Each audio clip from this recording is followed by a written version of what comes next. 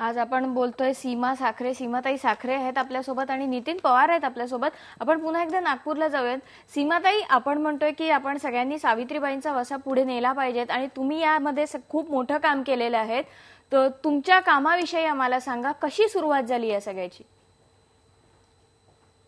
नाही, मी सावित्रीबाईंना आदर्श समजते. सावित्रीबाईंकडून मी फार शिकलेले आहे. म्हणजे त्यांना शाळेत जाताना अडवणाऱ्या गुंडाला त्यांनी रस्त्यामध्ये विचारलं तर काय बोल, तुला काय म्हणायचंय, ही ताकद होती त्यांची. न्हाव्यांचा संप जेव्हा घडवून आणला ज्योतिबांनी, तेव्हा त्या चौकात उभ्या राहिल्या आणि जोरात म्हणाल्या, कोणीही बाईच्या डोईला वस्त्राला लावणार नाही.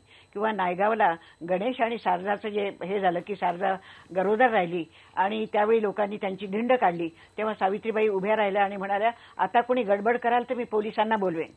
हे सावित्रीबाईंचं माझ्या मनामध्ये फार राहिलं. आणि स्त्रियांवरचे अत्याचार मी बघत आले. सावित्रीबाईंनी अत्याचार पाहिले होते, तेच अत्याचार माझ्या मनामध्ये होते.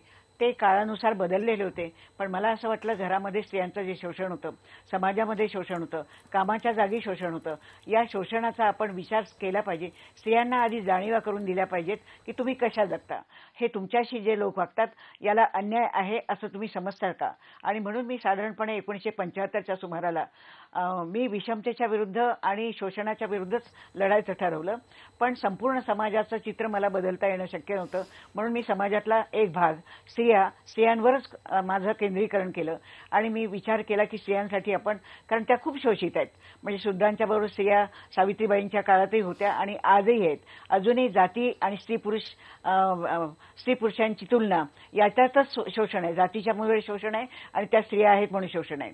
आणि स्त्रिया आहेत म्हणून शोषण आहे हे मी माझ्या लहानपणापासून पाहिलं होतं. तुम्हाला मी आठवण करून देते. मला शाळा नव्हती. मी लहानपणी कळमला ताकाचा पिपा विकत असे, तेव्हा गाडगे महाराजांनी मला शाळेमध्ये नेलं आणि शाळेत सांगितलं, शिक आणि मोठी हो. गाडगेबाबांनी मला शाळेत नेलं नसतं तर मला शाळा मिळाली नसती. आणि म्हणून सावित्रीबाईंचे विचार, गाडगेबाबांनी मला दिलेलं एक परिवर्तनाचं पाऊल. आणि मी सगळ्या स्त्रिया पाहत आले. मी पंचवार्षिक योजनेमध्ये काम केलं तेव्हा स्त्रियांचं शोषण बघत होते की स्त्रियांच्या कामाला अर्थ नाही, स्त्रियांचा घरावर हक्क नाही, त्यांच्या मुलांवर हक्क नाही, त्यांना शिवीगाळ होते, त्यांना मारहाण होते, शिक्षणाचे दरवाजे बंद आहेत. तेव्हा मी 1975 पासून ठरवलं की आपण स्त्रियांच्या हक्कांसाठी आणि न्यायासाठी चळवळ उभारूया.